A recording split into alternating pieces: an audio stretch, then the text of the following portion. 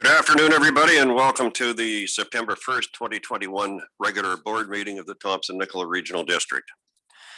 The TNRD acknowledges that we connect with many First Nation communities across our vast regional district, and today are located on the Kamloops and Secwepemc territory, situated within the unceded ancestral lands of the Secwepemc Nation. The TNRD appreciates the partnership that we have with the Kamloops and Secwepemc and respect the territory and land on which we gather today. I am pleased to announce that after two very, very difficult and challenging months, the fire situation is now looking more positive, and the TNRD Emergency Operations Center will be closing. And thank goodness for rain and cool temperatures. Apparently snow has even been reported on many high elevation areas, which is might not have been as welcome a few years ago as it was this year, but it's certainly welcome this year. While a small number of areas in the TNRD remain on evacuation order due to the White Rock Lake fire and the July Mountain fire, a number of our evacuation orders and alerts have been downgraded and rescinded in the last week to all clear, which is wonderful news. Specifically, all areas impacted by the Sparks Lake, Tremont Creek, McKay Creek, Momich Lake, and Lytton Creek fires are now all clear. I want once again to thank BC Wildfire, EMBC, and all support agencies, our emergency services team, and the TNRD EOC for your tremendous hard work during this extremely severe fire season. We will be, I'm sure, revisiting this fire season in the weeks and months ahead. Needless to say, after 2 months in the Emergency Operations Center, staff is behind in their regular work, and I have been assured they are working diligently to catch up, but please, please be patient. The Thompson-Nicola Regional Library is pleased to announce changes to the Logan Lake Library hours of operation effective September 7th. The new schedule includes 2 evenings a week, later closures, and will improve access to services for daytime workers and school kids. There are upcoming meetings and events. On September the 2nd, that is to say tomorrow, there will be a closed board meeting.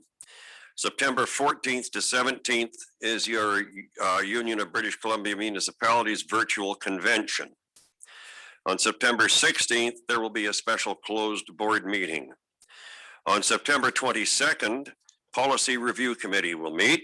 September 23rd, the Economic Development and Recreational Services Committee will meet. September 23rd, the Electoral Area Directors Committee is meeting. And again, on September 23rd, we'll have the regular September board meeting. Please find today in your blue folders any mail that you may have.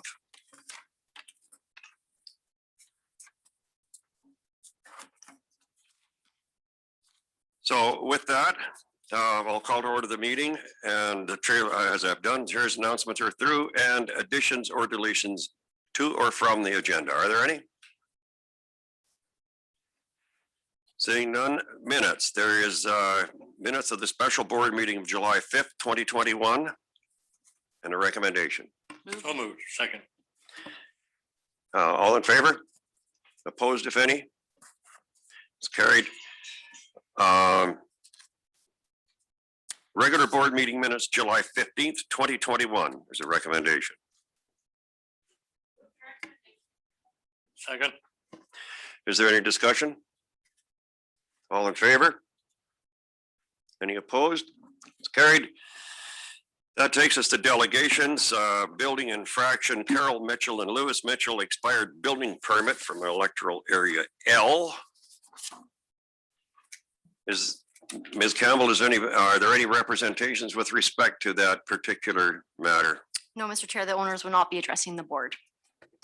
I'm sorry? The owners will not be addressing the board. Thank you.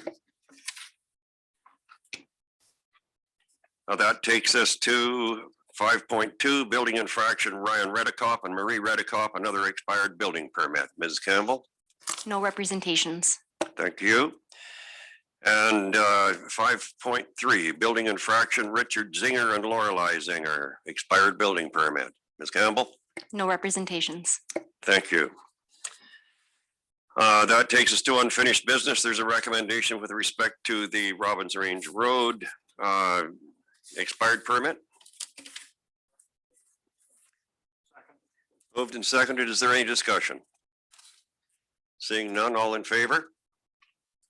Any opposed? Seeing none, that's carried. With respect to 6.3, building infraction on the lower Duck Range Road, there is a recommendation. Is there any discussion?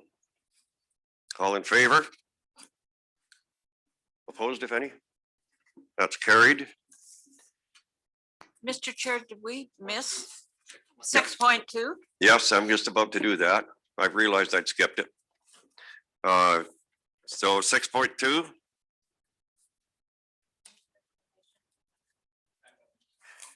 Any discussion on that one? Seeing none, all in favor? Opposed, if any? That's carried. And we've done 6.3. So that takes us to item number 7, development applications. There's a temporary use permit application and a recommendation.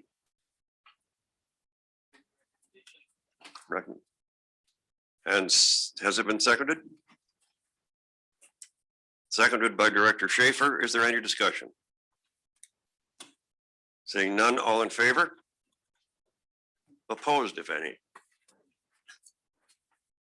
Just Director Elliott opposed, correct? Director O'Reilly as well and Director Elliott opposed. So is that recorded? It has been. Thank you. That takes us to reports. And before we get into the federal gas tax matters, Mr. Ray has an update on the Canada Community Building Fund and some of the changes that we can expect to see now. So I will turn it over to him. Thank you, Chair. I just wanted to update the board on a couple of recent changes that you've probably heard about and give you a little bit more context. So the Canada Community Building Fund, which we're more familiar with the old name, the Federal Gas Tax Fund, it started in 2005, and at that time there was a 10-year agreement, and it was primarily funded from the taxes that the federal government collected on sales of fuel. And then in 2014, the agreement was renewed, and at that time the funding was severed from that fuel tax, but the legacy name of the Federal Gas Tax Fund remained. And they also increased the funding and indexed it so it would increase by roughly 2% per year. The goal was to provide long-term predictable funding to local governments. And so there was another 10-year agreement set in 2014, which is due to expire in the next couple of years in 2024. And so that's sort of where things were at. And then earlier this year, as you know, they decided to change the name of the fund. So it's no longer the Federal Gas Tax Fund, but now the Canada Community Building Fund. But all other aspects of the fund, the programs, requirements and objectives, they said remained unchanged. But following up on that, recently there was the announcement to say that they were adding one more category of eligible investments, which was fire halls and fire station infrastructure. And so I did have a look on the UBCM website to see if I could find out a little bit more information about what all that would include or exclude, because just that description doesn't give us a lot of information. And UBCM had updated their website and provided some additional information, which I can circulate out to the board members for their own use. But they did add a section around the fire halls and fire stations The first thing they make note of with with this fund, we've typically been able to apply it to fund expenses by backdating to expenses from previous periods.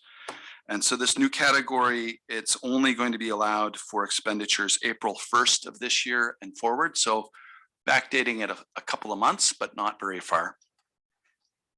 And what they say would be an example of eligible expenditure would be, and I'll just read it out, new fire hall building for housing firefighting apparatus and staff, which may include attached dorms, basic training facilities, and administrative areas, or retrofitting and modernization of existing fire halls and attached building space. So typically with the previous federal gas tax fund, that was one of the things that was sort of a hallmark of it. The stuff that was going to be funded had to be fixed assets, infrastructure, and it had to be basically stationary, something that was installed in a location that you wouldn't be able to pick up and move. And so that's true of fire halls, and I'm not surprised they've included those. I'm glad to see they've included new fire halls though. And then some examples of things that are not eligible would include personal protective equipment, gear and other fire station related equipment, fire hydrants and reservoirs, communications devices such as cell phones, radios, pagers, and structural protection units and contents. So generally, those are all things that someone can pick up and move. Maybe not true of fire hydrants, but they're excluding that. The one other category it's sort of an interesting one. They've said acquisition or replacement of fire trucks or other vehicles as a standalone project would not be eligible. However, acquisition of a fire truck as a capital asset as part of an overall capital upgrade to an existing fire hall or construction of a new fire hall would be eligible. So if you're building a new fire hall or putting an addition onto an existing fire hall as a one-time thing, you can buy a truck to put in there. But if you're simply replacing an old truck or it's not an acquisition to do with the fire hall, it's simply buying a truck, it's not going to be eligible. That is the whole of what they've provided to date. And I'm sure that there will be more questions and more examples that come out as time progresses. But I just wanted to let everyone know this is the latest information to take into account. There's a question. Director Stamer. Thank you, Mr. Chair. To Mr. Ray, thanks for the info, Doug. What about if we take it one step further and if you've got an existing asset, let's say it could be an existing truck, and you turn around and you want to improve on, say, the usefulness of that truck, so you're basically making an improvement, would that qualify? In other words, if you had a vehicle, let's say you were doing a tender truck and you all of a sudden wanted to change your tender truck into a wrap attack type truck, would that qualify because it's now an improvement? I would suggest it wouldn't. Again, mostly because the majority of what they're really focusing on is a fire hall and not mobile equipment. And they do say that personal protective equipment and gear and other fire station related equipment is not eligible. So I would assume that anything you might add on to a truck would fall into that definition. Director Singh. Thank you, Director Gillis. Good afternoon, everybody. Just one thing to add, just to what Mr. Ray is saying, the advocacy from our national group, the Federation of Municipalities, is to actually get a doubling of the gas tax. It happened this year as a one-time thing, but we're actually advocating for a permanent doubling of the gas tax from the Canada Community Building Fund. So just so that's a bit of the context. Obviously, the context of federal election, maybe folks like to know that as well. Thanks, Director Singh. Director Rice. Thank you, Chair. Thanks for that, Doug. I'm just wondering, the way I read it, if you're adding on a part to an existing fire hall, say an extra bay as a new addition, then into that new addition, you could put a fire truck. Is that correct? That's how I'm interpreting this. I Okay. mean, And then is there any specifications on the fire truck, like age? Does that be new? or anything like that. Because what I'm getting at is our improvement district has an old fire truck that doesn't meet standards. So if they wanted to put on a new bay and they get a fire truck that did meet standards, they would have a backup and one that met standards, help our insurance rates and all that kind of stuff. And my reading of it says that sounds like what they're describing here. They say acquisition. It doesn't say new or old, just acquisition of a fire truck as a capital asset as part of an overall capital upgrade to an existing fire hall. Thanks. We'll talk further. Director Rothenberger.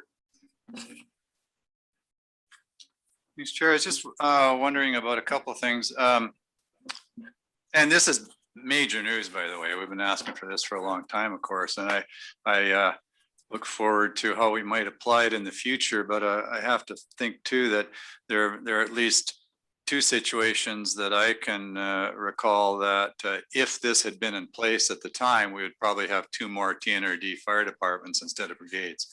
So it's just unfortunate it's taken so long. But on that, any change in who can apply or what types of fire departments are covered? Does it have to be our own operated fire departments, or are there other non-affiliated fire departments who could apply either through the TNRD or directly? And I'm thinking of brigades, but also of strata councils. Right. So there's nothing mentioned in here other than the fact that the existing requirements and so on and the existing agreements still apply. And the existing agreement allows us to provide funding to third parties. So the restriction in my mind would be one of two things, either board policy or when I look at the eligible types of equipment that they're talking about here, they're talking mainly about halls, fire stations, and most of the mobile equipment would not be eligible.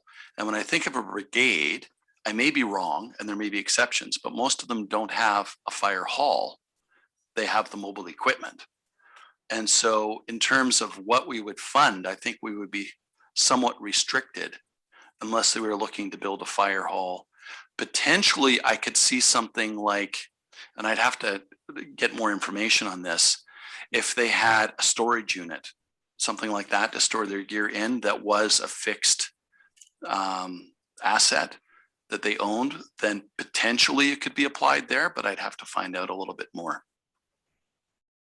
But I don't see anything here that would say, you know, no funding fire brigades. Thank you. Director Quinn. My question's been answered. Thank you. Thank you, Director Watson. Thank you. I just need to make sure we're absolutely clear because this board has decided not to fund 70 Mile Volunteer Fire Department because of the liability of being involved with them. And now we're saying we could provide them funding. Well, in response to that, I would say perhaps CEO Scott Hildebrand or Corporate Officer Kenna Campbell might respond better to that because it's a legal liability question. But my recollection is that at the last meeting of the electoral area directors, there was some discussion around what our legal advice was around that. And so based on that, there may be a change to that policy.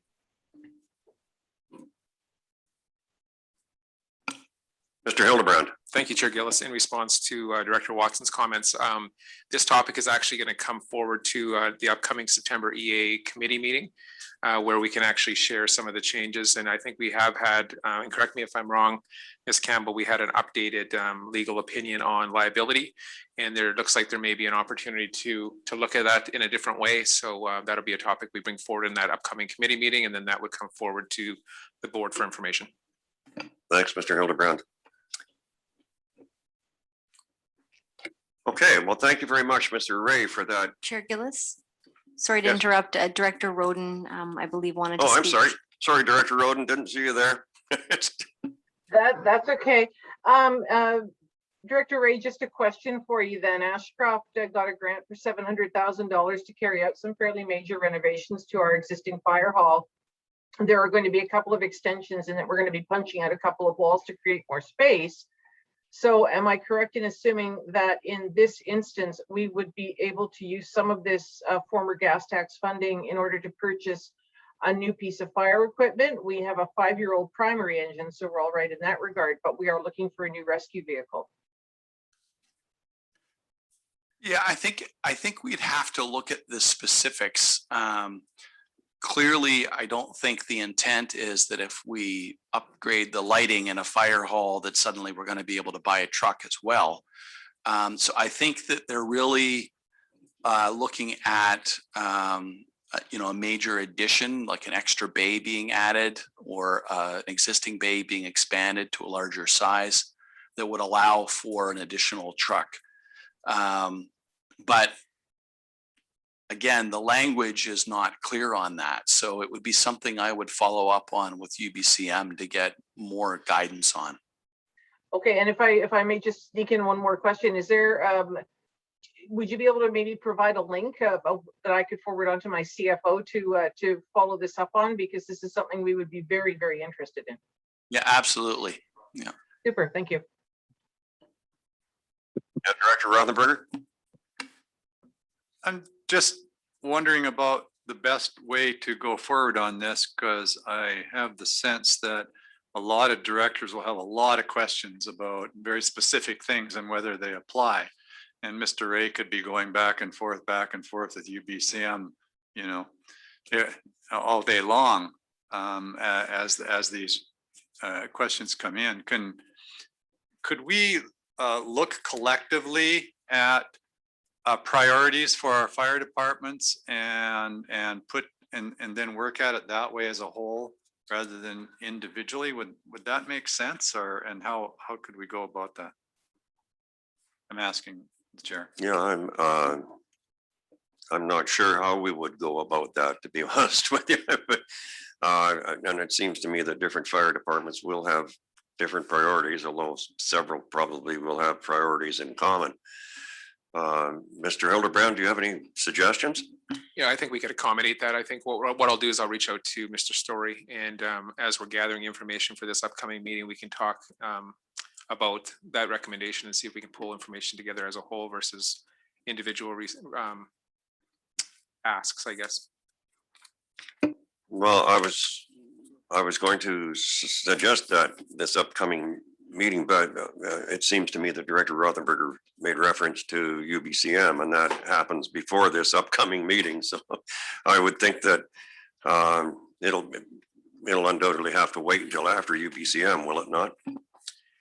We have made a request. I think, as Director Rothenberger knows, made a request for a minister meeting with Minister Farnsworth. So that might be a conversation we could have prior to maybe we push this to October if we needed to, but it would be prior to the week of the September 21st meeting. Okay, thank you. Has there been any response to that request for a meeting, Ms. Campbell? No, we haven't heard back yet. Good. Okay, any further discussion with respect to Mr. Ray's good news? Seeing none, that will take us to item 8.11. And there is a recommendation. Move the recommendation. Actually, there are two. Recommendation number 1 moved. Is there a seconder? Second. Moved and seconded. Is there any discussion? Seeing none, all in favor? Opposed, if any? That's carried. There's a second recommendation. Oh, I guess that's all part of the first one, is it not, Ms. Campbell? That appeared to be. That's correct. If we're looking at 8.1.2, it's one recommendation. Oh, I'm off. 8.1.1? That was one recommendation, correct? Yeah, it is. Yes, that's right. Okay, Yes. thank you. That's carried. Then the federal gas tax fund electoral area B, there is a recommendation. This is 8.1.2. Move the recommendation. Is there any discussion? Seeing none, all in favor? Opposed, if any? That's carried. 8.1.3 federal gas tax, again, electoral area O, Lower North Thompson, barrier EV charging stations. Move recommendation. Second. Is there any discussion? Directors Quinn, Singh. You promoted me. Thank you. I appreciate that. I'm handsome now, finally. I was going to just say, I really appreciate this particular funding application and Director Kershaw for putting it in because I was in my EV driving to Victoria a couple weeks ago, and the odd time you get a little bit stuck with highways being closed. So it was nice to have more EV chargers along the highways, and I did find them very useful, especially ones in Hope and other places. So Barrier is going to be an awesome place to stop. Thanks. Make sure you tell your friends. I have one. I can tell them. How long will that take? 8 point, have we voted on that or no, we haven't voted on it. No, all right. So is there any further discussion on 8.1.3? Seeing none, all in favor? Opposed, if any? That's carried. But this takes us to 8.1.4, the Black Pines Community Water System. There is a recommendation. Move the recommendation. Is there any discussion? Seeing none, all in favor? Opposed, if any? That's carried. 8.1.5, dimensional wood and yard waste processing contract award. There is a recommendation. So moved. Is there any discussion? Director, Thank you, Mr. I just was asking, every time I see about wood waste, the question always comes to mind around feedstock for things like renewable natural gas. And I wonder whether staff have any commentary on not just how this would be managed as wood waste, would it be actually used for feedstock for biofuel or renewable natural gas down the road? Mr. Devlin, have you anything to say on that? Certainly, happy to respond. So yes, the short answer is yes. In regards to the specific agreement that we'll propose to put in place here, will involve majority of this material going to one of three facilities. The newer one in Merritt, Atlantic Power in Williams Lake, and possibly Leadcore in Michigan, BC. Some of this material will also potentially go to our facilities, solid waste facilities for cover and methane oxidation bed material.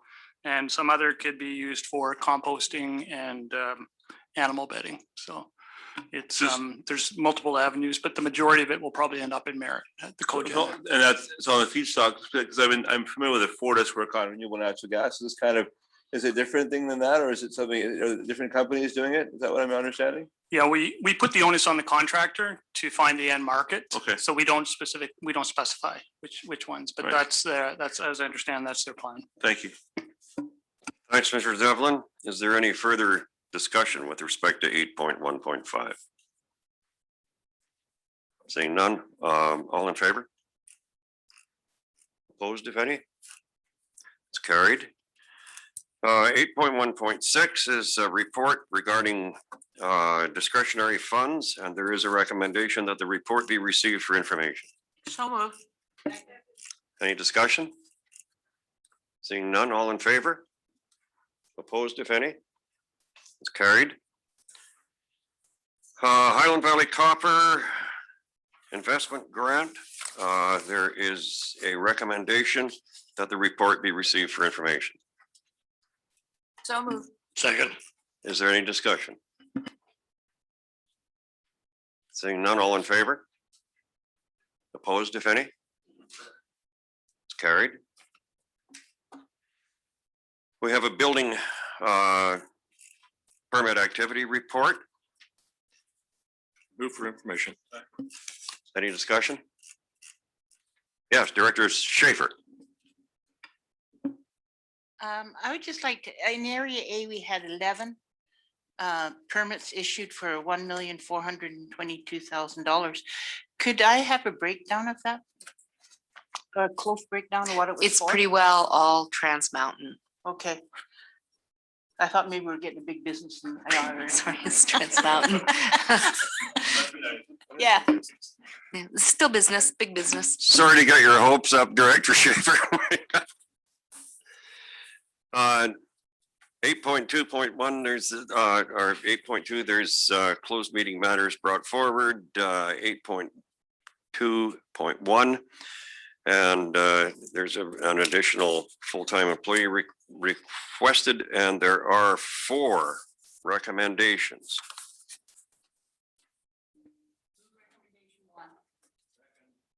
Is there any discussion? Director Rothenberger. Well, I'd just like to know about the cost. I know this was an in-camera matter, but can we have an overview of collectively of what these positions will actually cost and what possible impact it might have on taxation? Mr. Hildebrandt? Thank you, Mr. Chair. I actually have a presentation for the board that if I could would walk through all those details. And at what point do you wish to do that? Right now? Sure. Sounds good. We just need to share the screen. Just give us one moment. Sure.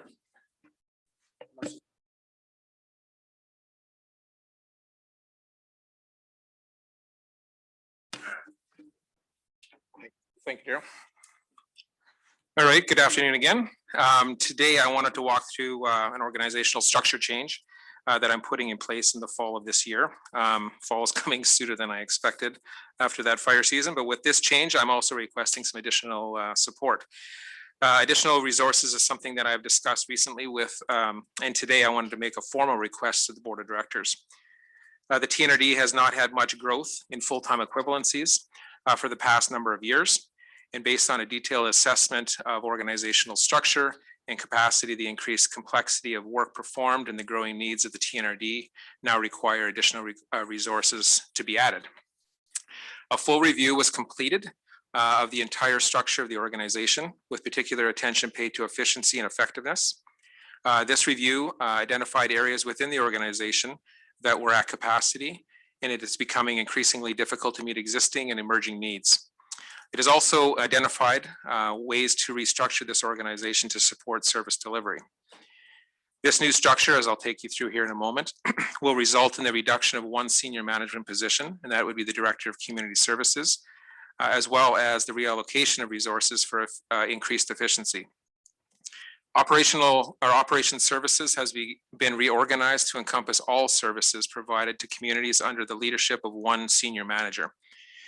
Following this structure review, the need for positions at the support level were evident.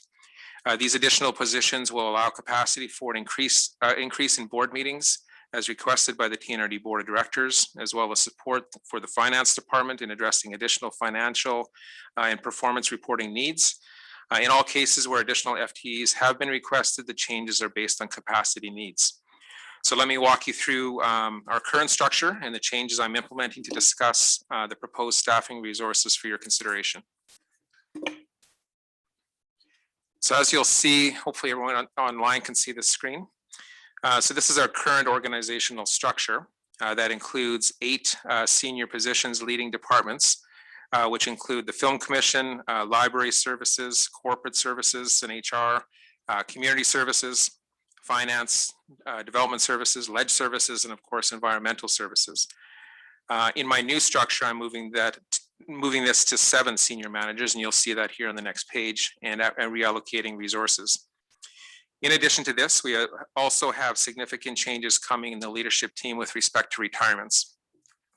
A solid succession plan is critical right now, and this starts with the right organizational structure. So more importantly, we need the right support structure to execute our strategic plan and deliver results effectively and efficiently. So we started working on this organizational structure and SWOT analysis about 4 or 5 months ago, along with Debbie Sell and along with the management team as well. Our goal was to really dig into our departments and management teams and determine what is working and where our opportunities lie. Some of our findings were expected, but we were able to identify some key strategic priorities. So starting with upcoming significant retirements, as I mentioned, single person dependency in some key areas, high demands on limited resources and continued growth, Just the physical size and complexity of the regional district can make service delivery very challenging. Water and wastewater is one example of that. Issues that are provincial jurisdiction being addressed by local government, which continues to happen. A new strategic plan provides clear vision and direction to the organization, so that's certainly an opportunity. An opportunity to develop a First Nations engagement strategy, which has been on our plans for some time. Opportunity to build stronger relationships and partnerships with member municipalities, and that's become evident during the wildfires here recently. I think we have some opportunities there. And then finally, a creation for new positions that'll assist in achieving our strategic priorities and capitalize on opportunities. So it's time to reset. The total number of staff at the TNRD has grown very little over the past 7 years. Additional staff work and increasing complexity has been accommodated through continual process improvement and work efficiencies.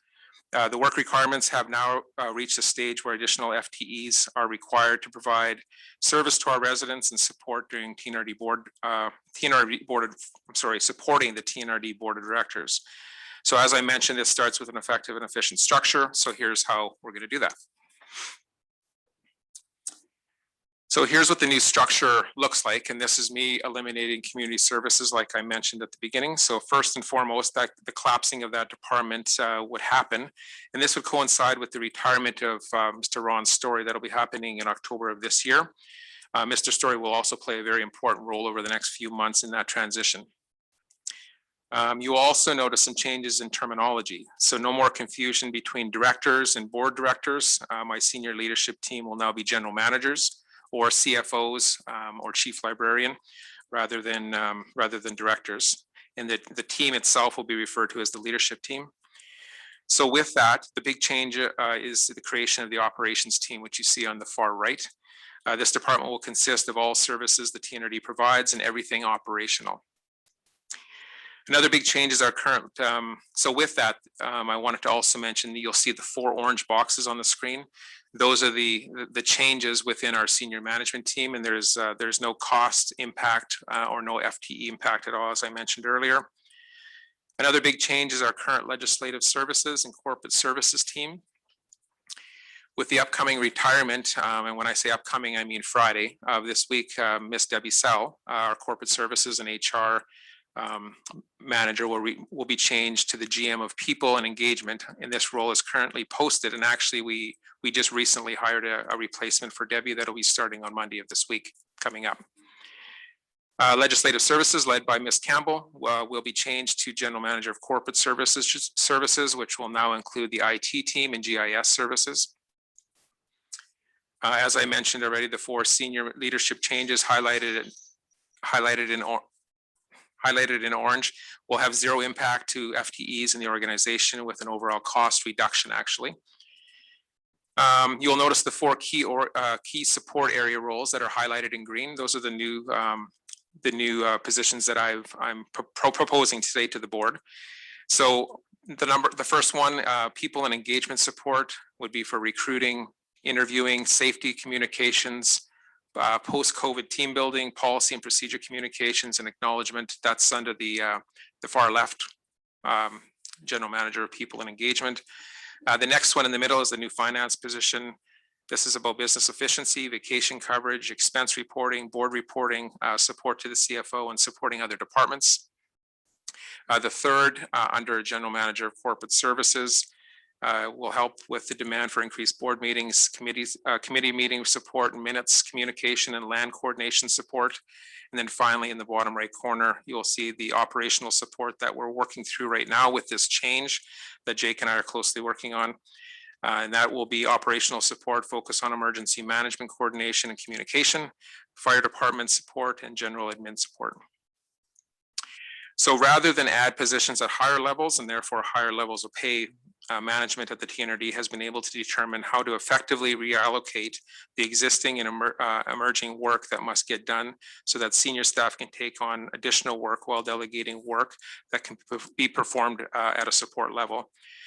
This is the most cost-effective way to increase FTEs at a minimal cost to taxpayers.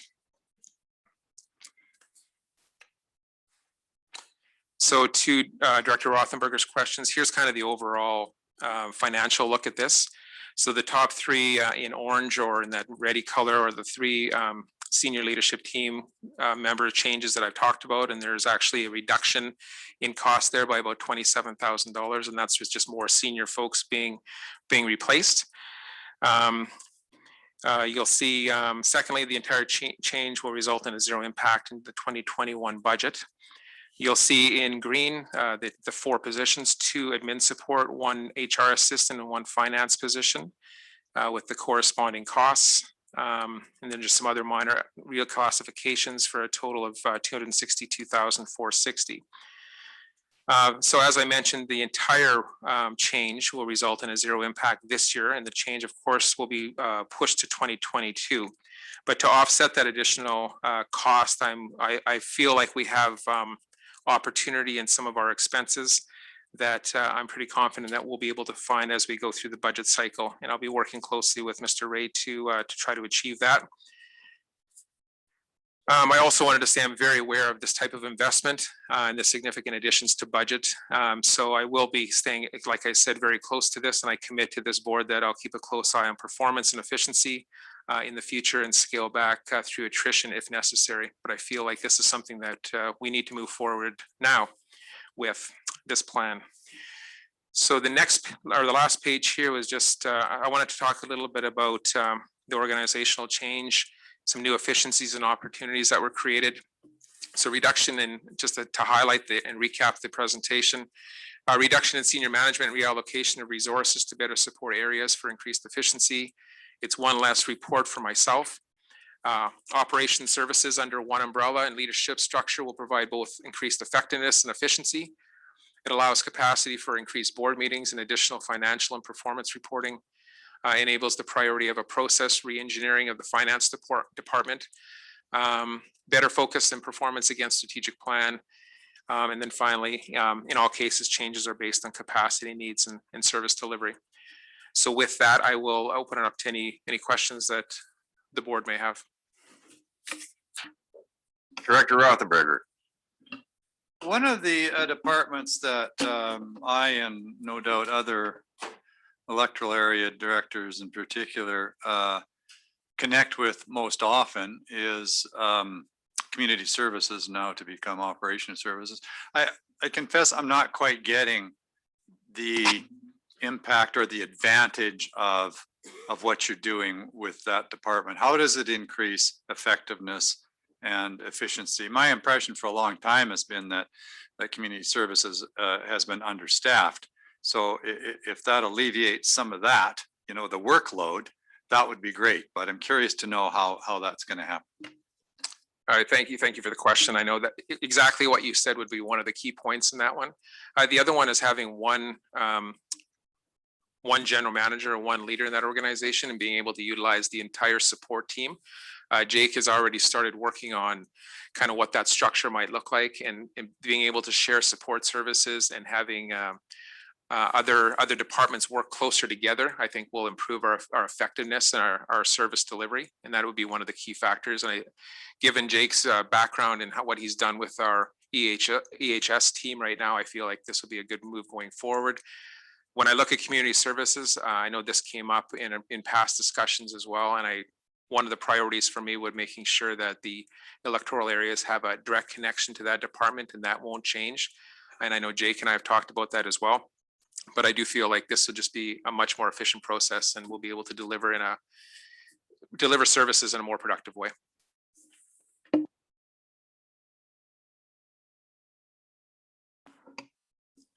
Director Quinn. Thank you, Mr. Chairman. When it comes to motion time, I'll support this. I have a couple of questions though. Recently, Ottawa has announced another stat holiday, and I'm not sure if it's actually legislation or an election promise, but everybody's to get 10 extra paid 6 days. How would that impact on our organization, or is it already covered under our union agreements, et cetera? Thank you. Thank you for the question, Director Quinn. I know Ms. Sell is online as well, so I'm going to ask her to maybe unmute herself and talk about this, but we have addressed this recently. So Ms. Sell, would you be able to walk us through that? Sure. Can you hear me okay? Yes, we hear you. Okay, great. Yeah, we're watching what is happening actually with the changes that keep getting announced or the discussions that are going on about paid sick time. Very likely what would happen is that it'd be more of a provincial direction that would impact us as opposed to federal.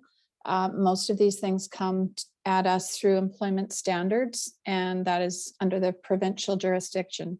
So the province is also looking at something along the lines of paid sick time. At this point, our understanding of what they're looking at, I recently participated in a process to provide input into the legislation they're considering, is that they're looking at it for employers that are not covered by collective agreements. And in keeping with the principles of employment standards, typically they look at it from the perspective of your collective agreement must meet or exceed what is being proposed in employment standards, and providing that it does, then any additions to employment standards don't apply. And so all of our two collective agreements, I should say, both provide for paid sick leave that exceed the 3 paid, well, they're thinking about 3 paid right now provincially. They would exceed that, so it wouldn't necessarily impact us. But until we know for sure what the legislation is going to look at, we would have to look at what our collective agreements say, and then what potential implications there would be. Thank you. Thank you, Director Singh. Thank you, Chair Gillis. So first of all, I just want to say I'm really happy to see this. I think that we could just in the context we're living in now, we just kind of bury our heads and save money and not do anything because we're sort of worried about how it would kind of look. But I think this is a really important thing to do, and I wouldn't necessarily call it a reset as building upon what happened in the past. I mean, we obviously new CAO. I'm glad Mr. Hildebrand is putting a stamp on there. I think it's a really good thing to kind of look at to do, and I'm very supportive largely of all the things. I would say that I think it's important for us to not sort of put this flag in the ground too solidly, because we may want to change things as we kind of go the half a year down the road, that kind of thing. When we just look through the season we just came through the summer with the wildfires and the smoke and all the rest of the stuff, the added tasks and the added work that we have all on our staff and all of us is enormous. I mean, and that's just one example of something that sort of like happens for a time limited part of the year, although a much larger period than it was in the past. So I really appreciate the sort of thought that's gone into this. A couple of, I guess, thoughts or just I could sort of share. One is with the payroll costs, it's down for the GM and people in engagement. And I understand though, if that person becomes more senior, that cost will then increase. So this is not a saving forever; it's a saving just for the time being. Yeah, there's 2-part answer to that one. So Ms. Saul, when she was looking after that department, also included IT and GIS, as well as she's been here for a significant amount of time. So to answer your question, yes, it'll change over time. Okay, and then just another thing is I think with some of these names of the jobs, I mean, I keep on tripping over myself when the city of Kamloops is calling bylaw officers community service officers, because the public as a whole doesn't really get that concept yet.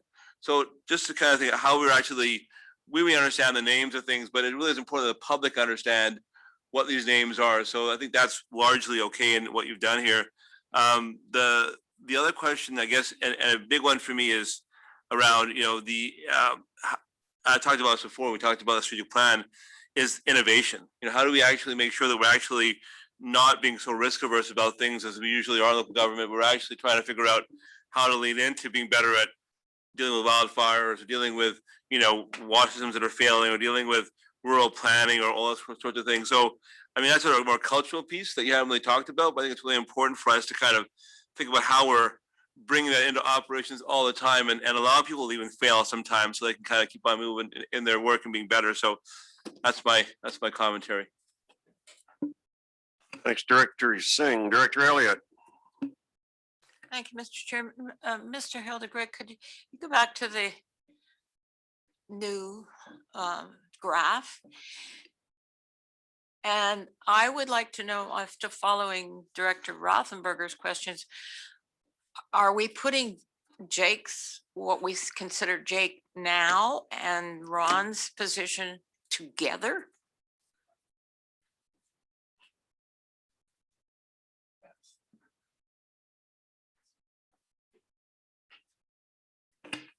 We're just going to pull that up, Director Elliott. Give us 1 second. Yeah, so as you can see on that graph, so Mr. Story's position basically got transferred to the Deputy General Manager of Operations. So it is all going under the operations department, but the horsepower will be the same. So that direct connection for the EAs and the connection and the support, but Jake will manage the entire operations team with a support person in that deputy role.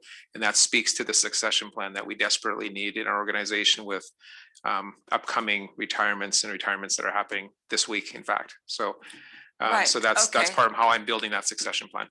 All right, that sounds great, but that position requires a lot of knowledge about the rural areas that are not municipalities, right? That's exactly right. And so we had gone through interviews with 3 internal candidates this week. We hope to make it a decision very soon. And all 3 of those candidates are very well connected to this board and our rural EAs, as well as the municipalities as well. And I want to know also what the fire halls and whatever that's now under, I believe, Mr. Tomlin. Where does he fit into this? That fits in there as well. So that structure doesn't change at all, other than being just part of the operations team. Okay. Thank you. Thank you. Is there any further discussion? Director Tellerico. Thank you, Chair. How many employees? A while back, we had 190, I believe it was. Am I correct in assuming that? From my understanding of the full-time equivalency, I believe is 167. Ms. Sell, do you have that number handy? I know it's sitting on the corner of my desk because I just read it, but I believe it's 167. Debbie, if you can help me. Yeah, that sounds about right. I mean, it fluctuates all the time because, while we're in the midst of recruiting, et cetera, but yeah, that is what I recall too. Thank you. Is there any further discussion? Any further questions with respect to this request for additional full-time equivalents? Director Rice. Just a real quick one, since that role of Ron Stories is very important in his upcoming retirement and stuff. Is there going to be sort of what kind of a handoff is there going to be after the process is completed and stuff between Ron and the person that's jumping into his shoes? Thank you. Yeah, thank you for that question. Mr. Story's been here quite a long time and has a great relationship both with the board and our external partners and other municipalities and regional districts. And in the planning of this, we thought that was critically important to ensure that we had at least a 2-month overlap. So Ron is leaving, I believe, towards the end of October. We'll be making a decision by this week on that position. And there'll be a very thoughtful transition because given that it's internal, there's going to be another domino effect that we need to go and figure out. So we plan that accordingly.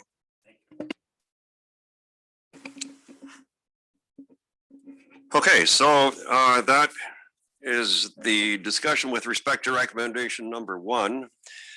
All in favor? Opposed, if any? Seeing none, that's carried. There are 4 recommendations, so. Second. Moved and seconded. Is there any discussion on recommendation number 2? Seeing none, all in favor? Opposed, if any? It's carried. Second. Is there any discussion? Seeing none, all in favor? Opposed, if any? That's carried. Move number 4. And is there any discussion on recommendation 4? Seeing none, all in favor? Any opposed? That's carried. Okay, that takes us to item number 9, committees. Starting with the Audit Committee, Director Rain.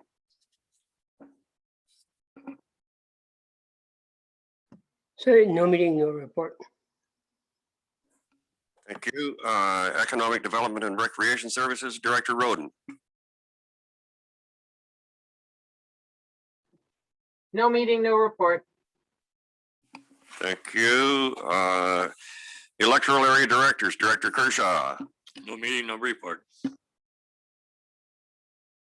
Emergency Management and Protective Services, Director Watson. And no meeting, no report. Thank you. Policy Review Committee, Director Sinclair. I'd like to move the minutes of July 15th, 2021. Second. I'm sorry, any discussion? All in favor? Opposed, if any? That's carried. Thank you, Director Sinclair. Regional Solid Waste Management, Director Schaefer. No meeting, no report. Thompson-Nicola Invasive Plant Committee, Director Kershaw. Thank you. We've had no meeting, but I'd like to point out that the weed committee have been actually quite busy.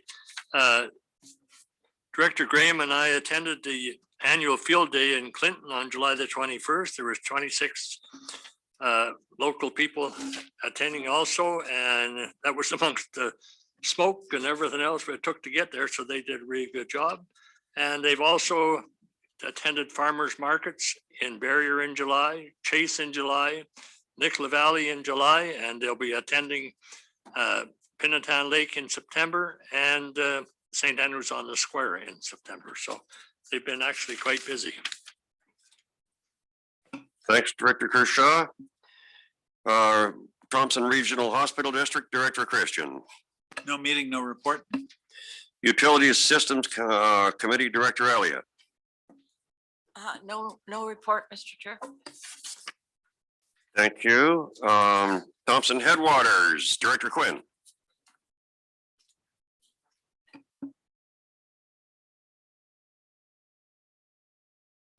Sorry, there's move recommendation 1. My turn. Is there any discussion? Seeing none, all in favor? Any opposed? That's carried. Move recommendation 2 with a minor amendment to change the word tourism to trails. Second. Is there any discussion? All in favor? Opposed, if any? That's carried. And Thank you, Mr. Director Chairman, Quinn. supplementary to that, I'd like the board to write a letter of thanks to the participants of this working group. They all worked hard. It was a community-driven effort, and they deserve to be acknowledged for this. I so move. Second. Is there any discussion? All in favor? Opposed, if any? That's Thank carried. Thank you. Thanks, Director Quinn. Wellsquay Country Services, Director Schaefer. No meeting, Joint Services Committee, Director Schaefer. no meeting, no report. That takes us to external committees. Fraser Basin Council, Director Rice. Thank you, Chair. Yeah, operations meeting on August 12th, and I'll just read the CEO report real quick, because that was the one thing that came out of it with Lytton. And David Marshall reported invitation FVC received from the province July 15, 2021, and from legal counsel Don Lidstone to prepare a draft for the scope of work to assist with the community rebuild of the village of Lytton and surrounding areas, Boston Bar to Spencer's Bridge, and provided an update of the recent visit to the Lytton site and the meetings and discussion held to discuss FBC's involvement with the rebuild. The forum was open to questions, and so we've decided that Fraser Basin Council is taking that on. So just FYI. Thanks, Director Rice.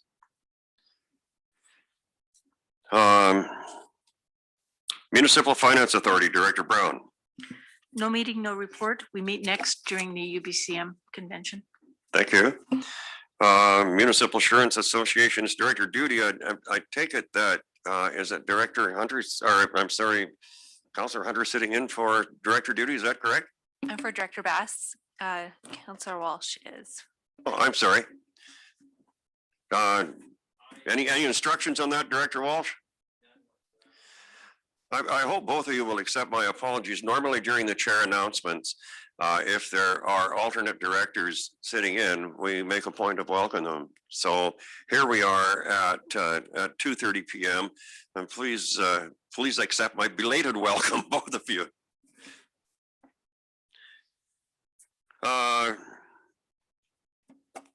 Shuswap Watershed Council Director Crow. No meeting, no report. Kamloops Airport Authority Director Kershaw. No meeting, but we will have one on September the 9th. Thank you. Thank you. Federation of Canadian Municipalities Director Singh. Mr. Chair, we find ourselves in a federal election campaign. Maybe no one knew that, but it's happening. And so elections do matter for local governments across the country. So I would definitely ask directors to look very carefully, and if you're so inclined, I'm not, to particular vote for somebody you want to vote for, about the platforms in regards to things like infrastructure and climate change and economic development, all things that we work on. A couple of things on that, just so you know, the FCM will be coming out with a full election platform soon, but they've already talked about disaster mitigation or climate adaptation work. So there's been some articles in the news about the national news about how FCM is asking for $2 billion over 3 years, followed by at least $1 billion annually starting in 2024-25. Support disaster mitigation and climate resilience projects for things like wildfire mitigation, drought reduction, flood prevention, restoration of wetlands and shorelines. Another $100 million annually for 10 years to enhance municipal natural infrastructure by, among other things, letting us purchase forests, wetlands, and green spaces, and $500 million over 5 years to update our modeling and hazard maps, so we can actually do a better job sort of looking at what's happening there. So a lot of work happening on that front already from the FCM side. We'll be having board meetings virtually, I believe the week of the 14th after UBCM, the week after UBCM, what week that is. That's the week of the 21st, I believe. And so we'll be meeting virtually. There is the normal standing committees in the board meeting. The new committee FCM has struck is a standing committee on equity, inclusivity, and diversity. That's chaired by a councillor in Halifax and co-chaired by councillor in Brampton and in Burnaby. So that is also another new FCM committee that's come up. So as always, if there's any questions or comments, things you want me to look into for them, I'm more than happy to do so. Thanks. Thanks, Director Quinn. I'm handsome and promoted again. Thank you. Oh, Quinn, what you have to say?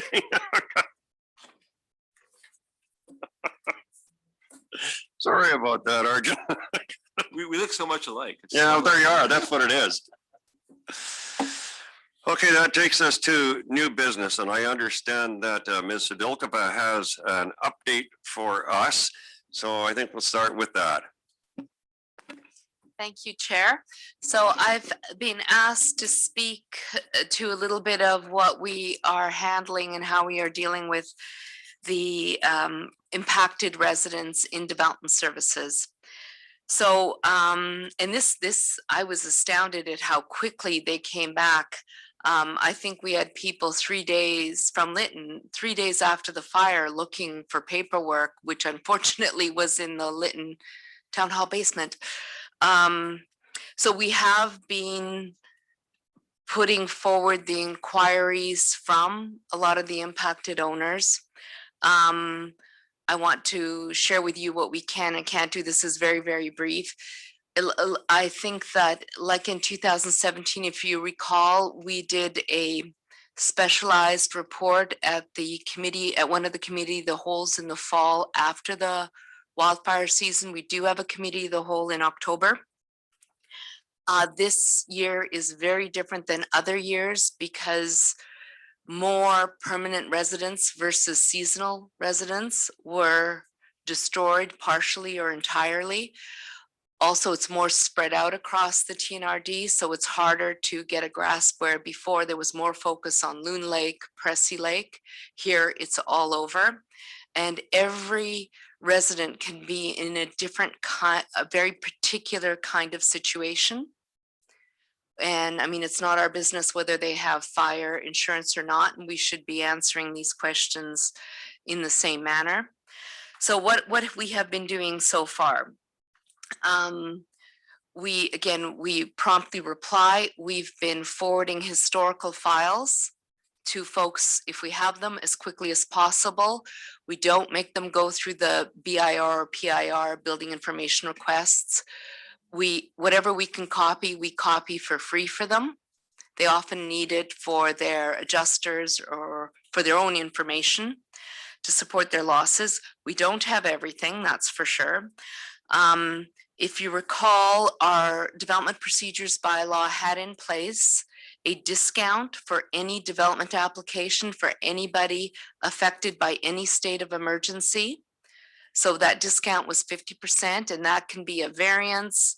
Some folks were non-conforming to zoning, but they burned entirely. Now they have to rezone. Their insurance company requires them to rezone.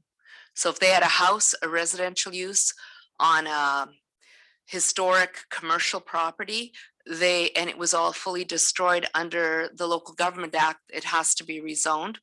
So we will try to process those. I mean, right now we are short-staffed, but we're trying to process those faster and ahead of other applications. And it is a 50% discounted fee for whether it's a building permit, variance, or rezoning, as I said. After 2017, that was put in place, but the building permits and the development applications were fully funded by the Red Cross anyway. That didn't happen until later. I don't know if that's going to happen this time. We'll have to wait and see. So we're also, if we get a building permit, we move it up the queue. We are working with the EOC's recovery officer, Dale, who is, I believe, is a somewhat independent contractor. He is not necessarily familiar with the building code. We did in 2017 have a staff member that was in a similar position that was employed for some 6 months after the fires. But it is problematic if you don't have somebody who, nobody can know all the facets of all the rules. So you're better to have somebody sort of directing, knows who the contact, like a connector who tells you, okay, you have a building code question, go to this person. You have a riparian area question, go to this person. This is the way I see the recovery manager. If we may get to the point where we might need a temporary assistant in our department. That would be great, not a permanent change as per your organization. However, right now it is so hard. We've had postings. We can't recruit qualified people in planning and building.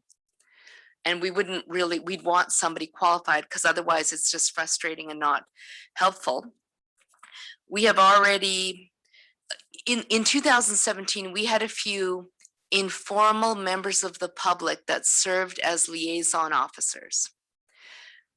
So for example, the water access cabin owners that were just gutted on the south side of Loon Lake, they were Waco water access, I don't want to say Waco. Were maybe they did call themselves Waco. No, they did. It was Waco, sorry, not Waco. Water Access Cabin Owners Association. That one of the owners was a building technologist who was very familiar with everything from homeowner protection office, floodplain code, it's the whole process. So it was he that we met with routinely. It was he that he sort of was the funneling person. There was no pay. He wasn't retained by the TNRD, but he was well known to all his neighbors. And I think that really helped as a communication liaison. I don't know if that's the case here because again, this time it's all over the TNRD. We've already reached out to the province to get some support because we have people coming to us that basically, you know, their house was built less than a meter from a major controlled access highway, overlooking the lake, not set back from the lake, in the floodplain, you know, with the porch over, you could jump off the deck into the lake. Now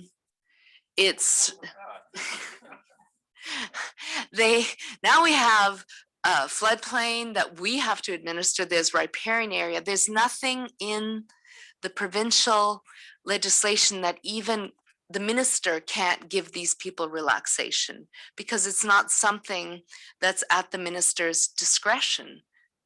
It's entrenched in legislation. So with some of these folks, I don't know if they'll, in this world that we're in today, when their place was their primary residence was built when the highway was a wagon trail. I don't know if they're going to rebuild. So we are the messengers of that horrible news. I know UBCM is around the corner. I don't think we'll be the only regional district. One of the things that we lobbied for actively, and the chair signed a letter on our behalf, I don't recall if we ever got a response from the province. And I'm thinking this may apply to some of the properties, and it would certainly apply to some of the VDET properties, because there was a lot of loss in that area. The province of Ontario in their building code has an alternate standard for seasonal cabins. We do not have that in the BC building code. You are building, if you build a house, you're building a house the same way, whether it's in, in the lower, well, with maybe different climatic data, of course, but it's the same code that applies to whether it's your primary house or a seasonal cabin. And so not for the primary dwellings, but I think that if we could prevail on the, it's under the building standards branch has been unfortunately moved from what was with municipal affairs and local government. It is now under the Ministry of Attorney General's portfolio. But that's something that we were pleading for back then, because that would really have helped with some of the folks at Pressy Lake and Moon Lake. And I mean, I think we should keep pushing on that. And for now, pending any other further direction from the board, I've sort of shared what we're doing thus far. Thanks ever so much, Ms. Sedilkova, and we do understand the pressure that you are under. Director Quinn. Just a quick question, Regina. We're having a discussion with the province, I think, over riparian areas and their lack of people to administer the new riparian stuff. How big a problem is this going to cause for those folks that have lost homes on waterways? More problems? I quite honestly don't know the entire scope. We're still getting the numbers of the losses. Some of the fires affected streamside or lakeside, and I'm thinking Vidette, Monty Lake are the ones that have come to light. There's other ones, Paxton Valley, that really haven't. So once we have a count, we'll let you know. I think that should proceed anyway. You're lobbying in that respect. I know since Mr. Appleton spoke at the June, I think it was the June board meeting, they have caught up somewhat with their two staffers. And the delay is not 6 months anymore. But, and they've said that they will at least make sure they communicate with impacted people. But in his observation, the riparian area, the 30 meters assessment, it's often more impacted by floodplain, horizontal and vertical floodplain in a lot of these cases. Okay. Thank you. I have a matter under new business that I'd like to bring forward lest I forget. And that is that it's been brought to my attention that disaster funding assistance programs are out there. There's one provincial and one federal. If my information is correct, and I hope that it is, the provincial government cannot request the feds to initiate their disaster funding program unless and until the province has implemented its own. And it's my information as of about an hour ago that the province had not yet implemented its own disaster funding assistance program. So that if as I say, my information is correct, that precludes the province from requesting that disaster funding from the feds. And it's a puzzle as far as I know as to why that request has not yet been made. But I'm wondering if somebody might have an inclination to make a motion to the effect that this board write to the province, to the premier, and implore him to initiate the disaster funding assistance program forthwith, and that letter be assigned priority by staff if anybody's interested in making such a motion. I'll make that motion, Mr. Chairman. Moved and seconded. Is there any discussion? Director Quinn. Yeah, I don't. Director Singh. I don't know what's happening today, Mr. Chair. I really don't. But he's over there. I'm over here. I'll tell you what it is. It's all that gray hair that you've got, Arjun. Don't even say that. My God, it's horrible. Mine is Arctic blonde. Yeah, you're looking good, Dr. Quinn. I guess that's the problem today.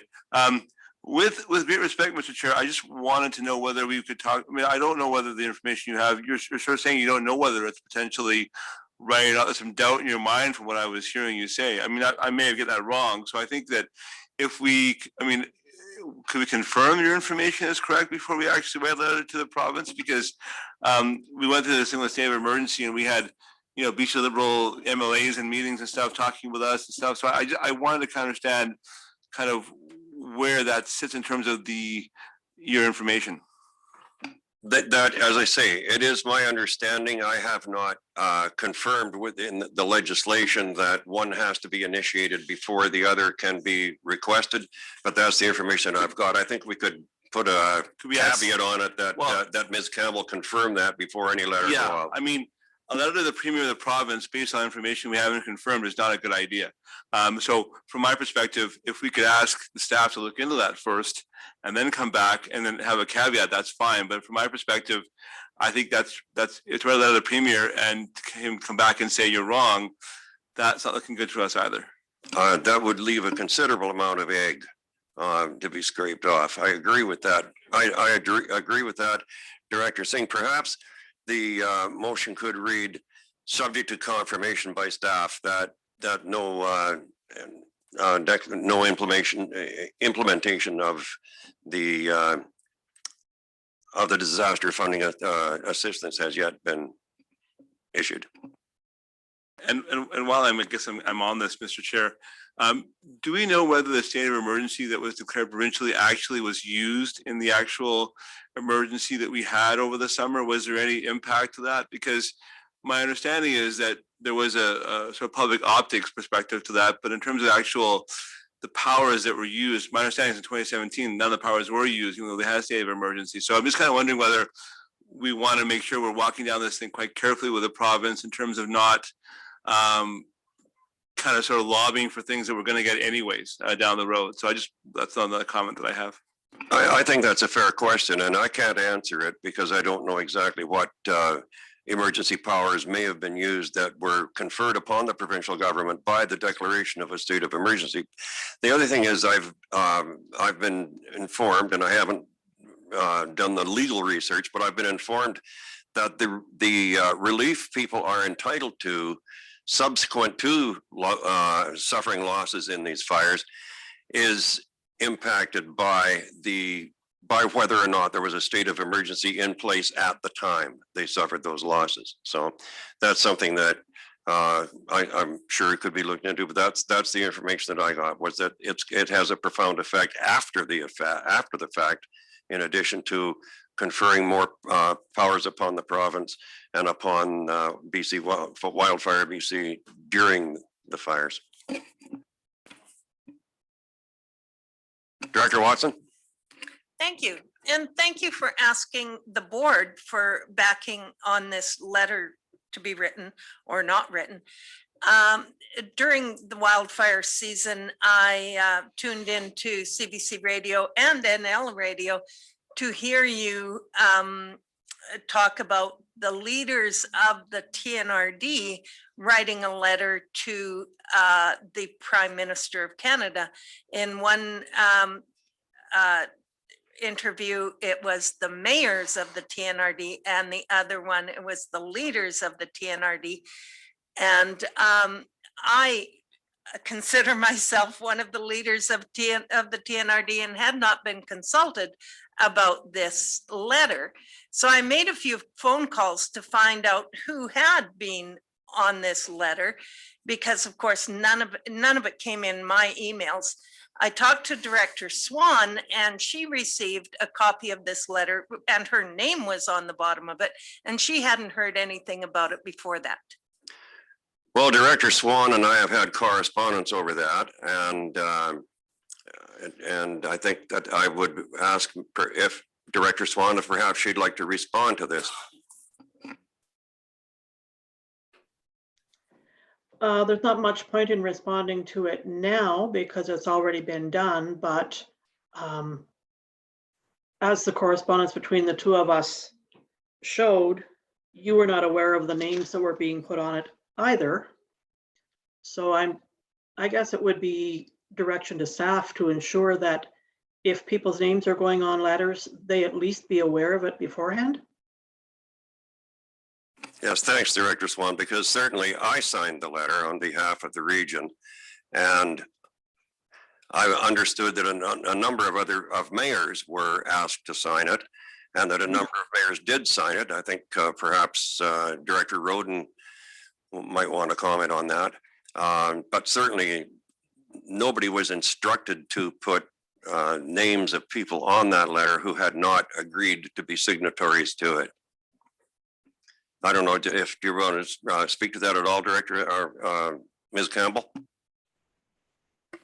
Chair Gillis, I wasn't present when this letter was drafted or discussed. I was just directed to send the letter out, and I was given a list of those mayors who had agreed to add their names. So obviously there was some sort of miscommunication, but we'll ensure that we do our due diligence in the future and that doesn't happen again. Thank you, Mr. Hildebrand. Thank you, Mr. Chair. I can add to that. And with all due respect, I know Logan Lake was actually facilitated in our building when they were evacuated. It was initiated by Logan Lake. We were just helping them out at the time. We were given the list of names. We assumed it was right, and we will double check in the future. Thank you. So it was moved and seconded, and I gather subject to confirmation by staff that that the information is correct in the sense that one has to be implemented before the other, and secondly that the first one, the provincial one, has not yet been implemented. So with those two caveats, is there any further discussion on the motion? Saying none, all in favor? Oh, sorry, did you have something, Director Rice? Just real quick. I mean, this can be discussed later and we'll certainly bring it up in the electoral area directors meeting, but there was some hiccups as far as communication goes with the electoral area directors. And and this was one of them, but I just wanted to make the point and say during the process moving forward, I think situations where emergency things and decisions are happening quickly, not all the I's are going to be dotted and the T's are going to be crossed, but that's something I think is very important that we address coming up in our electoral area meeting, because wildfires are very different in electoral areas than they are in municipalities. Some of them may start and even wipe out a municipality, but most of them are concentrated in electoral area directors. And the one thing I found is that was really on the communication, the social media standpoint and stuff like that. When you live in a First Nations community that's 50-50, and you have an alert by some of the people posting on Facebook because they're on alert, and you don't have an alert by the other half of the community that's saying, no, we're not on alert. That is one thing where the mental health comes into play, because are we on alert? Are we on an evacuation order? Those things aren't done together. So there's a lot of those little things that are really, we need to talk about after the fire season. I understand that. I don't want to make this an issue right now, but it is something that's very important, because those are little points that a lot of communities are divided that way. And the decisions are made separately. And that doesn't work well over social media. Thank you. Thanks, Director Quinn. Any further discussion? Director Rothenberger? I believe Director Roden has her hand up. Sorry, Director Roden? Yes, thank you. Yes, I remember speaking with Chair Gillis and Director Smith about the letter. So obviously that just needs to be straightened out, who's the signatory or who's agreed to it. And I know that there will be a debriefing. There's going to be lots of time for that coming up, I'm sure. But as someone who was not on part of the TNRD in that I was not on the board in 2017, but I was referring to the TNRD a lot because of the nature of my day job, as it were. I have to say that the difference I noticed in communication between 2017 and 2021 was night and day. And that is not to say that 2017 sucked like a black hole. It's just that 2021 was that much better. That said, there are bound to be hiccups when you have a lot of different players at the table. You've got First Nations, municipalities, regional districts. You've got entities like TELUS, Fortis, Hydro, so many different players. And obviously, yes, communication is key and there can always be improvements. And I'm sure that all of us have noted places where we think that there could do better if I was marking this as a teacher. But I just do want to say that I think the communication from the TNRD has been stellar in 2021. And I saw it get better as it went along, because obviously the comments that were being made in the early days were being taken on board. And I think that's the measure of a good organization, that it is able to react, because so many times, especially in government, the reaction is to get defensive. And, oh no, well, we're doing the best we can, or this is why we're not doing this or that. And the TNRD seemed to roll with the punches really well and hear stuff and act on it immediately. So I just want to say what a great job it was. And having, as everyone else did, got all these alerts and orders over the course of the summer, it is such a relief to see all those maps with green borders coming in to my inbox over the last few days. Yeah, that's pretty gratifying, isn't it, Director Roden? I noticed that Director Swan was giving you the thumbs up with respect to your comments too. So she quite agrees. Director Rice? Yeah, I just wanted to add to that and absolutely shout out stellar feedback from our staff, Scott and Deanna especially, and even some of the other staff. I mean, I know I was bugging them a lot because of course we had a lot of issues in my area, and they were, I just tried to delete all the alerts and orders I got on my cell phone. I'm about halfway done, and I don't know, it took me 12 and a half minutes to get halfway done, and that's one after another. But I want to give a shout out to them, because when I called them or emailed them, I got an answer probably every time within 5 minutes. So kudos to them and thank you very much for that. Director Elliott? Thank you, Mr. Chairman. I would just wanted to reiterate Director Roden's comments. I found this year to be a lot easier to deal with. I knew who was out, who wasn't, who had alerts, who had orders. And one thing I didn't do was talk to the social media. And if you've got any concept of what social media can do to an alert, you just got to follow some of it, this thing. So I waited exactly for my EOC to give the order or the alert and then dealt with it. I'm not dealing with social media because 90% of it is wrong. Thanks, Director Elliott. Was there any further discussion with respect to the motion? Seeing none, all in favor? Opposed, if any? Director Watson? That's the only one I see opposed. Okay, that's carried. Director Stamer? Thank you, Mr. Chair. I'm not sure if this is appropriate or not, but I'm wondering if there's an appetite by the board to be inviting members of our BC Wildfire Service and Flinro to our next TNRD board meeting to maybe give us an update. Hopefully by then that the fire season should be winding down. I'm sure that all the municipalities and area directors are going to have a bunch of questions. Maybe there's an opportunity that we'll be able to answer and get some answers then. Director Watson?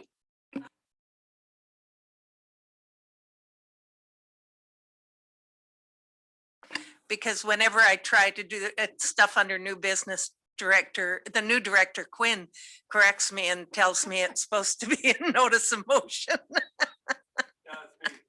So yes, I think that would be a wonderful thing to do. Unfortunately, because of COVID restrictions, inviting the public in to hear the answers would have to be online, but I think it's an excellent idea. Director Singh? Thank you, Director Elliott over there. Dr. Watson thank you for saying that. I guess we've gotten a discussion now about just kind of the lesson learned from the wildfires and those kind of things. One thing that I wanted to sort of mention somewhere in this agenda, after maybe we have a bit of a debrief, is that there is this ongoing committee that I'm involved with EBCM, which is the Update the Emergency Practices Act. I think it would be useful for us to provide some information to that group after our experience this past summer. So I guess, to staff, when there's a debrief done, I'm not sure what the timeline is for that, but it would be good to kind of share that with, because this is kind of legislation that really will update the emergency practices in the whole province, and that's again wildfires and droughts and what have you. So I would appreciate I can connect us with that process pretty easily. So as I'm co-chairing it, so Mr. Hildebrand, just so that's an offer for you folks. Mr. Hildebrand. Thank you. We certainly can look into that. I just also wanted to speak to the other comment. I think we're meeting with one of the incident commanders actually tomorrow afternoon with our EOC. I'll be here at I think it's tomorrow afternoon or tomorrow morning. I'm not going to be there, but I know Kevin Skrepnik and our EOC will be meeting with one of the incident commanders to get a bit of a debrief. So I think that process has started, and I'm not sure how quickly we're going to be able to turn it around and have BC wildfire in here already, 3 weeks from now. I think it might be something that we may have to consider in October or committee of the whole, because I could see that conversation lasting more than a 10-minute delegation. So we need to plan it appropriately is my point. So we can certainly make a note of it and try to find the time that works for the board. Yeah, I would certainly agree with that, Mr. Hildebrand, and I would even go so far as to suggest that it will consume enough time that it might be the subject of a special committee of the whole meeting.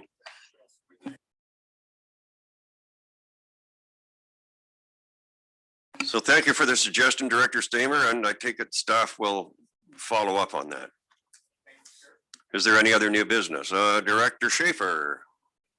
It's just for information that I would like to say that the emergency room at Dr. Helmukon Memorial Hospital was closed from August the 16th to August the 21st from 1900 hours or to 7 o'clock in the morning due to critical staffing shortages. And everybody that had a ambulance had to go straight from Blue River, Clearwater, or Barrier to RIH. So it's something that we should be looking into at some time, as far as I'm concerned, because it's going to continue because they have critical nursing shortage all over. Yep, I've heard earlier this afternoon before the meeting began from Director Elliott, who has some concerns, and I think there's going to be discussions with Director Christian in his capacity as chair of the hospital district. So Director O'Reilly. Thank you, Mr. Chair. I'm glad Director Elliott said she doesn't go on social media very much, because I added you as a friend 3 years ago and you still haven't accepted. But that's a conversation for another day. Oh, thank you. So I just want to talk a little bit. Obviously, we all haven't seen each other very much. We've been going through some very intense times throughout the wildfires. It's my first meeting in quite a while. But while we were going through the wildfire crisis, we still are in the middle of a global pandemic. And it's our first meeting back since new public health orders that require masks, specifically in public meeting areas. And even more so is specifically to areas of office buildings where services to the public are provided. And I'm wondering through to staff, and I'm not sure who's best to take this, do these meetings under the public health order, should we be wearing masks? And I'll leave that to staff for an answer, please. Yes, Ms. Campbell. Director Riley, I may need to get back to the board on this. The directions and the resources that have been sent to us from the public health officer, as well as the Ministry of Municipal Affairs, and the guidance that they've given us are simply that masks are mandatory in public settings. I would consider this a public setting. The public is still able to attend our meetings in person. That hasn't changed. I guess the confusion or perhaps uncertainty for some is when sitting. There's some different rules that apply when we're in our building, when we're seated at our desks or seated at a table, we can remove our masks. That's not clear to me whether or not that's something we can do here in this setting, but I take your point, Director O'Reilly. I think we should look into it and make sure that we're all doing the right thing and keeping safe and following the current public health orders. And if you could please give us guidance on that before the next meeting, that will help make my decision whether I will come in person. Absolutely. Thank you. Thank you, Director Rothenberger. Thanks, Mr. Chair. On a different matter, just going back to correspondence there, item 10.1.5. When we reply to that individual, could we sort out a couple of misunderstandings that the writer has with respect to TNRD spending policies and practices? One is and it's a letter in reference to having read things in the media, and they may have been misconstrued. One of them is around the subject of the RCMP investigation, and there seems to be an impression that this was imposed upon us rather than something we actually requested. And the other one is an outdated understanding of the alcohol policy. Could we just correct? It's important to correct these things when you know, there's an impression that's not quite correct. I agree, Director Rothenberger. Ms. Campbell, can you address that question? I can draft a letter, Chair Gillis, and then I'll have you review it and we can respond to the writer with the clarifications and corrections. Thank you. Director Quinn? Kind of on a point of order, Mr. Chairman, this is correspondence for information only. If we're going to write letters back to people, should we not take it out of information? Ms. Campbell? Correct. You can move it for action.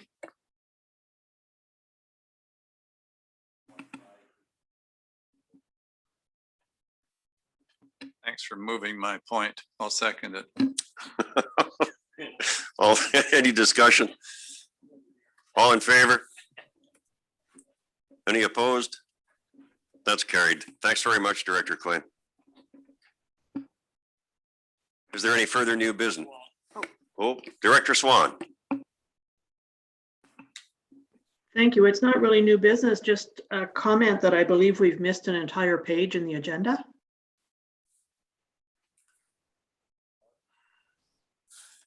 Including all the correspondence. Well, that is all. I just, no, we missed Community Energy Association, Director Blackwell. Yep. I'll be Director Blackwell and there was no meeting. Okay, so there was correspondence items 10.1 to 10.1.6. Director Roden. Thank you. This is just to add to what Director Schaefer said about the closure of Dr. Helmukon Hospital in Clearwater. The Ashcroft Emergency Department for the last 3 weekends in a row has been shut from 10 p.m. till 8 a.m. Friday, Saturday, and Sunday because of critical staff shortages. And usually the Ashcroft Emergency Department is only open from 6 p.m. on Fridays till 8 a.m. on Mondays. So it's basically open from 6 to 10 p.m. on Friday and from 8 a.m. to 10 p.m. on Saturday, Sunday, and then it's closed. And as I said, this is the 3rd weekend in a row. The first time it happened, we got 23 minutes notice that it was actually going to be opening at 6 o'clock that night and then closing at 8. So I've been in talks with Interior Health about at least giving us more notice. And the Village of Ashcroft does have a meeting with the Minister of Health during UBCM to address this issue.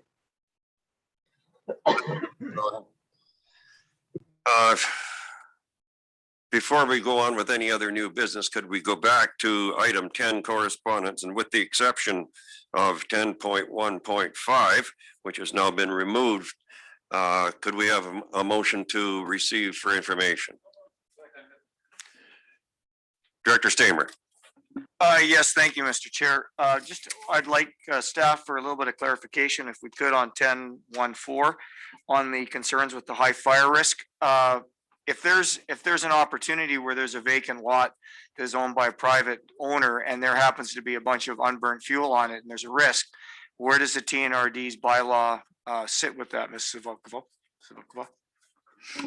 We have no jurisdiction.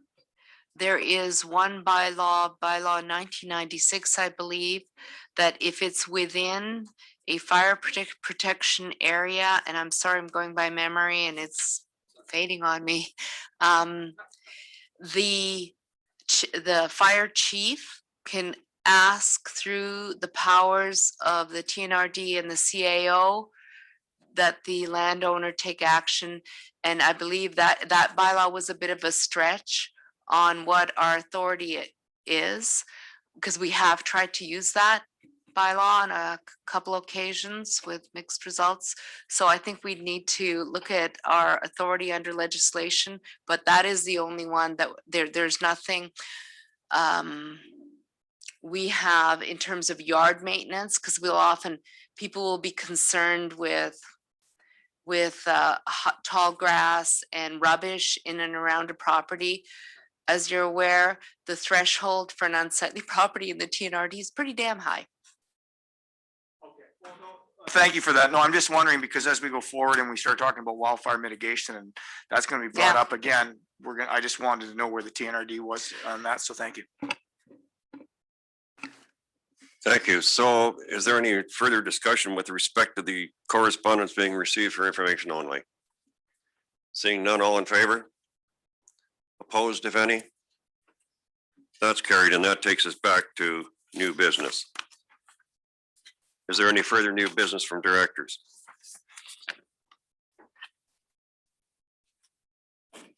I'm seeing none. And now I have lost my page because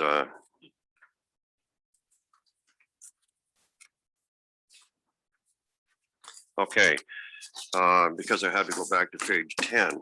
So that someone so kindly pointed out I'd missed. That takes us to notice of motion. There's no notice of motion. And question period. Are there any questions from the public? I see none. Therefore, we're at point 14, which is a request that motion be made to take us into a closed meeting. That meeting to take place on September 2nd, 2021, in accordance with the community charter sections as listed. Second. Any discussion? All in favor? Opposed, if any? That's carried. And there's a second one, a closed meeting for September 16th, 2021, in accordance with those sections. Second. Any discussion? All in favor? Opposed, if any? That's carried. And so that takes us to number 15. Move to adjourn. I think we can accept that. Thank you. We stand adjourned.